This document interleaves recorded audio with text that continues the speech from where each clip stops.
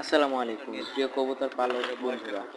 তো অনেকের জন্য আসলে একটি কবুতর কিভাবে পর গণনা করবে, তো সেটাই এই ভিডিওতে আমি দেখানোর চেষ্টা করব।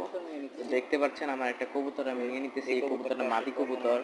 এই কবুতরের পর গণনা করে দেখাবো। এই যে কবুতরের পাখাটা দেখতে পাচ্ছেন, এই যে পাখার মধ্যে দেখতে পাচ্ছেন যে এক পাশে পর নিচে নামতেছে আর এক পাশে পশমগুলো উপরে উঠতেছে। তো যেখান থেকে পশমগুলো উপরে উঠতেছে আমরা সেখান থেকে গণনা করবো। যে 2টা 3টা 4টা 5টা 6টা 7টা, এই যে 7 নাম্বার যে ছোট পটটা এটা হচ্ছে তার নতুন ঝরছে, তার মানে তার 7 পট। ঠিক একইভাবে এই পাশে যে পাকটা, এই যে উপরে থেকে এই যে 1টা 2টা 3টা 4টা 5টা 6টা, এই যে ছোট পটটা 7টা, তার মানে এই কবুতরটা 7 পট।